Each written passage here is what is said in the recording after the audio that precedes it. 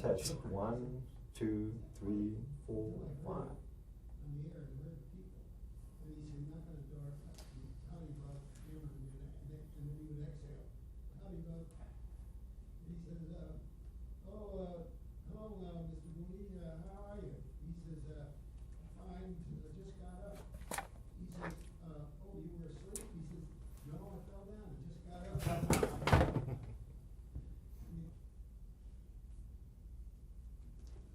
I'm Ari Gelman. It's Thursday, February 25, 1999. I'm conducting an interview with producer, director, writer Aaron Ruben at his home in Beverly Hills, California. Aaron, to start our discussion, I wonder if you'd tell me where you were born and when? I was born in Chicago, and you want the year? The day and year. March 1st, 1914. You have a birthday coming up. I have a birthday coming up. I'm a Pisces and proud of it. Did you have siblings? I have an older sister. She's 8 years older than I am. What did your father do to make a living? He, when he first came to this country, he was a weaver. He worked in textile in Patterson. And then when he came to Chicago... Patterson, New Jersey? Patterson, New Jersey. And when he came to Chicago, he continued to work at a textile factory there, saved up enough money to buy a store. Was kind of in Chicago, the delicatessens were not like the ones in New York. They were a mixture. It was a delicatessen, soda fountain. They sold cigarettes, stationery, all sorts of things. And my early years were spent living in the back of a store. He owned two of them. And then when that folded, he became a salesman. I think of him as a kind of a Willie Loman character. First he sold insurance, and then he was a coal salesman. They were still using coal back in those days in Chicago. I'm talking about the 20s and 30s. And then that was the last job that he had as a coal salesman. Is Aaron your name as it appears on your birth certificate? Is there a middle name? Or? Aaron J. I never really knew what the J stood for, except probably some a Hebrew name. But I sometimes use it and I sometimes don't. And did you have a nickname? Did they call you by anything but Aaron as you grew up? No. If anybody did call me by a nickname, it was Rube or Ruby. You don't know where that came from? No, no, it was always Aaron. Oh, there was one person who called me Airy. So, but I never really had a nickname. And you said when your parents came to this country, did they come from Europe? Yes, they both came from Poland. And as I say, they settled first in Patterson, New Jersey, and then came to Chicago. Your mother was a homemaker? My mother was a homemaker. Did you have a happy childhood? Oh, boy. Well, I don't want to delve too deeply into that, but I mean, were there economic hard times? Yeah, I grew up during the Depression, and they were hardworking people, very socially conscious people, and they cared. And they were loving, giving parents, is what I remember about them. And whatever unhappiness there was came from outside, from the kind of teachers we had back then, who some of whom could be quite cruel. There was anti-Semitism? Well, I was lived in a Jewish neighborhood, the west side of Chicago, which was predominantly Jewish. And the teachers, I detected strains of anti-Semitism and anti-male also. I think back on it, and it's hard to forget and not easy to forgive. Were you a good student when you were a youngster? Terrible. Really? Not really terrible. I got by. But I'm glad you asked that, because I didn't learn to study until I got into college. And then I just barely got by in high school. By the time I got to college, I learned how to study. And the result was A's and B's, mostly A's, which I was very proud of. Was there humor in your household? My father was the funniest man I ever knew. He was just a naturally funny man. He really should have been a stand-up. Told stories, jokes? What did he do? He told stories and jokes. He committed stories from Sholem Aleichem or whoever, or stories that he read in the Jewish Daily Forward by some very funny humorists. And at parties, he was the entertainer. I used to see people rolling on the floor from his jokes. He did wonderful impressions. He did wonderful dialects. He was just a funny man. Helped him with his sales, I'm sure. Probably, yeah, because he was the expression in Yiddish is Heimlichmacher, the joy maker. Right. What was your father's name? Max. Max, and your mother? Rose. Rose. What was her maiden name? Rose Wolkowitz. And did you listen to radio? Must have when you were. Oh yeah. Oh sure. Listen to all the shows. What was it? Amos and Andy, and what were some of the? I'm trying to think of some of the shows from. Well, if your father sold coal, maybe the Shadows, since they were sponsored by a coal company. I don't know. I'm trying to think of some of the shows that Vic and Sade. But Amos and Andy was one of the favorites. Did they have a big influence on you listening to those shows? I don't know that it did. I think I think my father had more of an influence than the shows. Yeah. What about movies? You go to movies? Oh yeah. Frequently? Oh sure. Who was your favorites in the movie? Favorite actor, actress at that time? Favorite actor. Here's one.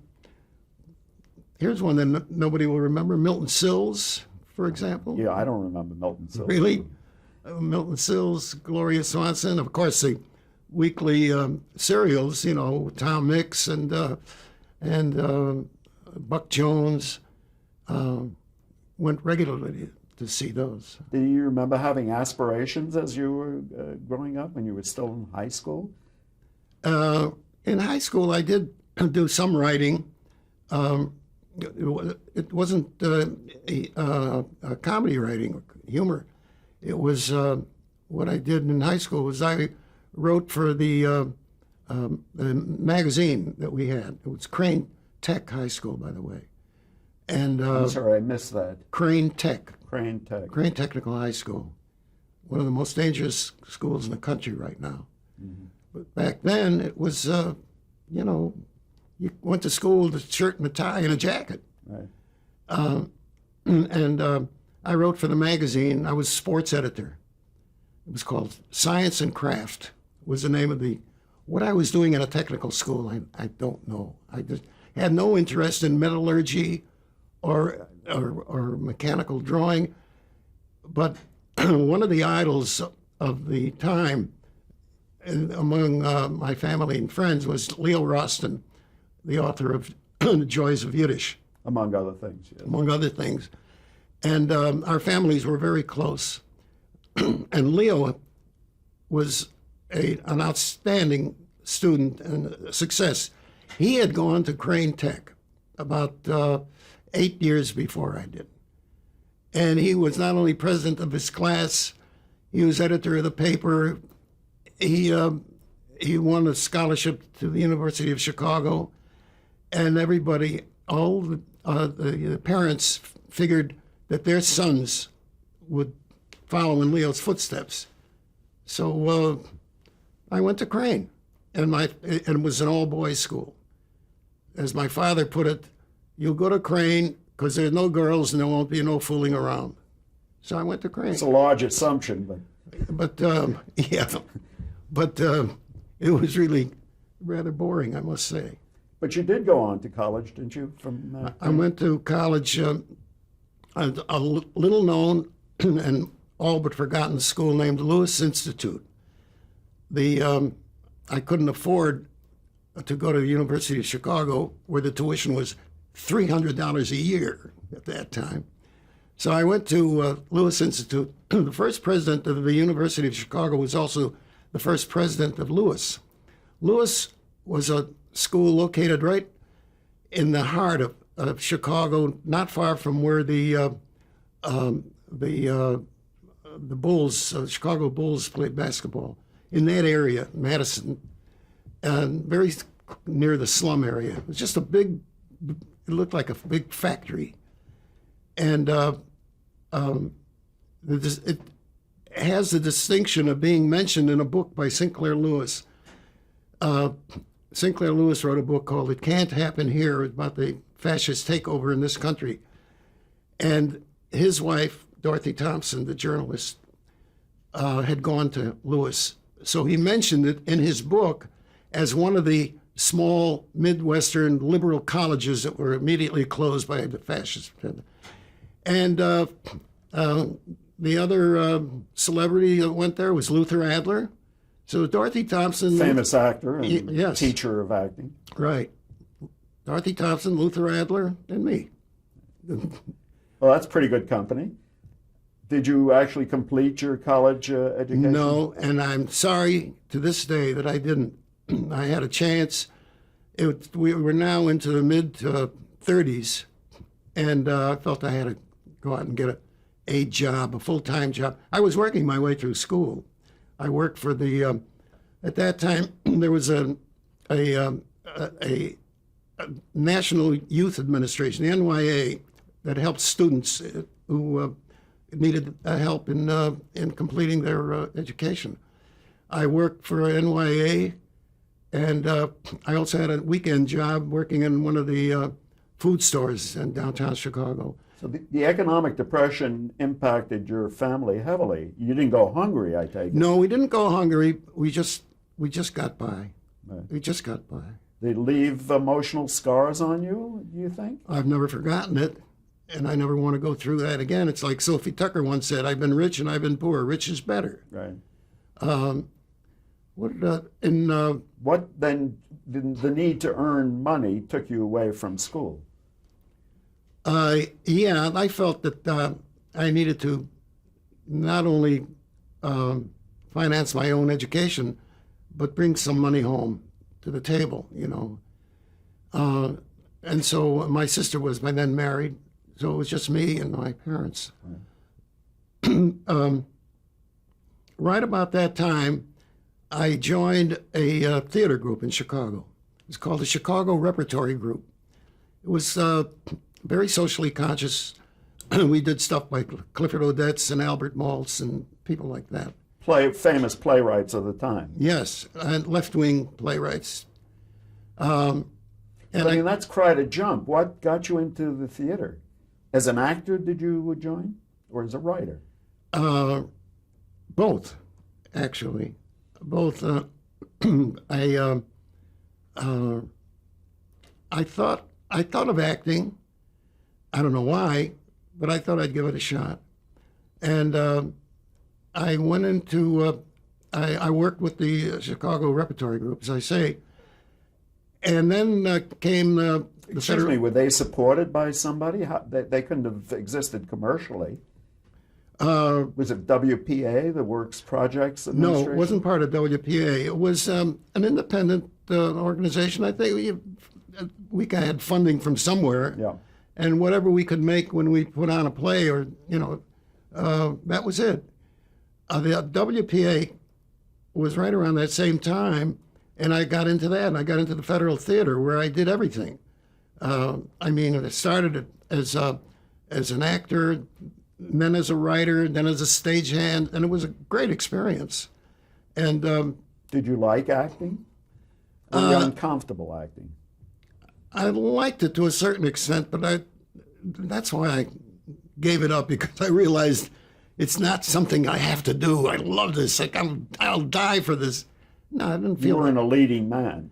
No, far from it. I even tried doing stand-up comedy, and I got pretty good laughs. I wrote my own material, and I tried that out in New York. I went to New York for about a year and tried that. What do you mean? Actually, on your own, you went to New York and worked nightclubs or? The kind of work that I was given at that time, this is late 30s, the kind of work I did was I'd show up, I'd go around, make the rounds.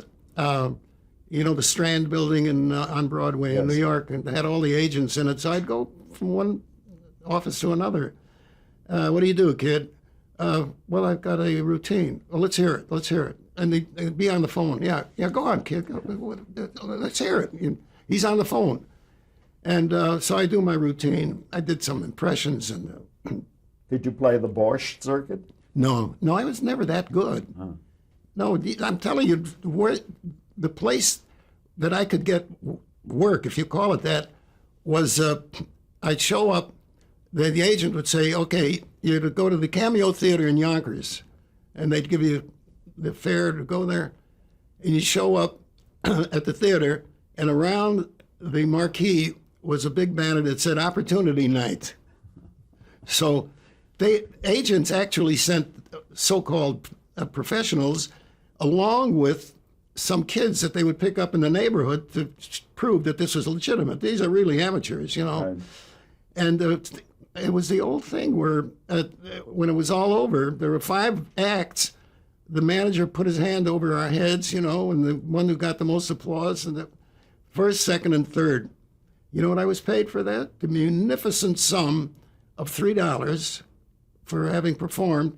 And then I had to go back to the manager's office and give back $1 because you only got paid $2, It was a kickback. But yeah. But you were getting an education. Yeah. And it was telling me, get out, Ruben, while there's still time before you get arrested. Get out, which I did. And I came back to Chicago. There was a World's Fair going on in New York in the late 30s. Yeah, 39. Did you get to go to the World's Fair? Oh, yeah. And did you see television there? RCA was exhibiting their version of television. I probably did, but I don't remember. You don't I guess remember. it didn't make much impression. Yeah. But in 39, I worked at the 1933 World's Fair in Chicago. That pretty well dates me. Then I came back and I got a job writing copy for some advertising company. The Wonder Books, for example. This fabulous offer and writing that kind of copy. And then I was drafted. The World War had broken out in 39, and That's right. America got in 41. You were drafted? I was What year were you drafted? At 41, early 41, I was sent out here. So before the war broke out, you got drafted? Yeah, in California. Where specifically in California? In, where was it? Just outside Riverside. And you came here by train then, I would guess? Yeah, of course, yeah. Your first trip to the West Coast? That was my first. Was this an El Dorado for you? Did your eyes open? Could you believe what you were seeing coming from Chicago? Well, I was seeing palm trees for the first time. I would guess. In any case, after my discharge, I remained out here in California, and I was married out here and got into the business out here. Yeah. So California made quite an impression upon you. Well, I liked I certainly liked the climate, and I liked The well, lifestyle? you were talking about the early 40s, before smog, and Yeah. this place was absolute paradise. It was paradise. Right. Well, how are you going to make your living if you're going to live in California? It's the entertainment capital. Were you thinking about going into the entertainment industry? I got close. A friend of mine got me a job. He was head of the accounting department at MGM, and he got me a job in the publicity department. It was very menial sort of work, You were really more of a messenger, and but I got to see all the big stars of the time. Wallace Beery and Judy Garland and all the incredible people that they had at MGM at that time was, as you know, the studio of stars. Yes. Clark Gable was there at that time. And then Nat Hiken, famous Nat Hiken, created the Bilko show and Car 54. I was somehow related to him because my first wife and he were first cousins. And at that time, Nat had already made his mark in radio, and he was working for Fred Allen at the time. He had A leading comedian of the time, a a radio leading comedian at the time, yeah. Fred Allen once finally made #1 in the ratings. And in typical Allen sarcastic fashion, when people congratulated him, he said, well, there's only one place to go from there, isn't there? You know. So Nat said, why don't you do what I do? Because we amused each other, and he thought, maybe I could be a comedy writer. He got me together with another writer who was looking for a partner, a collaborator, and we wrote some scripts on spec. And Who was that? Who was the a fellow named Phil Cole. He was a friend of Panama and Frank, two screenwriters, successful screenwriters.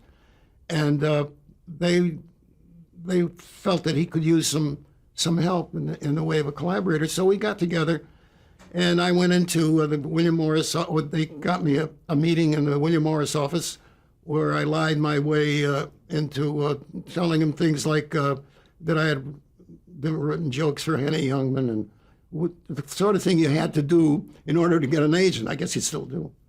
But my agent was George Gruskin. A very well-known agent. Yeah, and he was very good, really excellent agent. And Phil and I worked together for 9 weeks. Dinah Shore had a half-hour show at that time. And she had a comic who had a spot on it. His name was Wally Brown. I think it was part of a team, Carney and Brown, but Wally Brown was doing his own thing on the Dinah Shore show. And so we wrote the sketch for him each week. After 9 weeks of that, my agent, George Gruskin, came to me and said, listen, I have a choice for you to make. You can have either one of these shows. I mean, you can be a writer on either one of these shows, Joan Davis or Burns and Allen.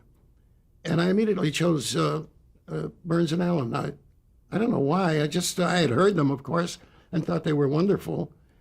And May I hold you here for a moment? Let's put Dinah Shore in perspective. Dinah Shore, of course, was a singer who came out of the Eddie Cantor radio show. Yeah. And she got her own show. Right. A variety show. This was radio. Later, when she did the Chevrolet shows, the hour specials that she did, that was a whole other thing. Yeah. That was TV.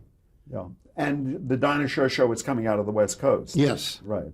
And then when you were offered the choice between Joan Davis and Burns and Allen, Joan Davis was a comedian. Yes. And she had her own comedy show. Right. And Burns and Allen, we're of course talking about George Burns and Gracie Allen. Right. A husband and wife team. Right. Right. And I loved working for George. He was funny. He was creative. He was just a delight. And then after 2 years, I'm sorry, and George was playing straight man to Gracie's. which was a switch, because when they first started, as you know, George was a funny man and Gracie was straight. And then he realized, as they were doing their act, that people were really laughing at her more than they were laughing at him. And he'd made the switch. Wise comedian that he was. And he was a wonderful straight man. He was so mindful of Gracie. He was so thoughtful. They would come to a theater where they were going to be performing, and George, before the audience was even in the house, he would go out on stage with his cigar and see which way the wind was blowing, with the draft in the theater, and he always would get Gracie to stand on the other side of the downdraft of his cigar smoke. But Of course, he could have been really considerate and not smoked at all. no, that would have ruined his act. That cigar did wonders. Except it was radio, so nobody except the audience in the studio was seeing him. In radio, he didn't smoke. Oh. But I'm talking about vaudeville, when he was out on stage. And So you were not the only writer on this show. Oh, no. Paul Henning was the head writer. Later famous for Beverly Hillbillies. Yes, among others. Green Acres, I Yes. think, was his, too. Paul, and I'm trying to think of some of the other writers. It's a long time, so... But you know who we would remember was George, because when he was in his 90s, I would go and visit him. George would come down to his office in Hollywood every day. He was in his 90s now, and he would take telephone interviews or sit with a writer to come up with some material for his next gig in Vegas or wherever. And when I would show up, he'd always have the same question for me. And he'd go, "Hello, kid. What do you want? You want some coffee? You want a cigar? You want a broad? What do you want?" He was a delight. And he remembered things from, we're talking about 50 years ago. So this was an important stepping stone for you, was it, this show? Absolutely. Because after Burns and Allen, I had a chance, as I said, to go to New York and work for Fred Allen because Nat, my then cousin, was working for Fred. And I was with that for a season. Why would you want to leave Burns and Allen and go to New York to do the Fred Allen show? It seemed like an opportunity, not to be missed, because Nat mentioned to my wife at that time, "Did you think Aaron would be interested in coming to New York to work for Fred?" And she said, "Oh, God, I'm sure he'd love it." So It meant you had to relocate to New York on a permanent basis? well, there were just the two of us, so it wasn't a big problem. I had no children then. But I went and fell in love with New York. I had always been very, I don't know what the word is, not too crazy about the environment out here. It was a company town, and it was very ingrown. And you did your show during the day. At night, you'd get together for dinner and socialize, and you talked about the business. And it was all business. Right. I hardly knew anybody who was not in the business. I get to New York, and suddenly... Which is the late 40s, was it, when you made this transition? This is 1945. Yeah.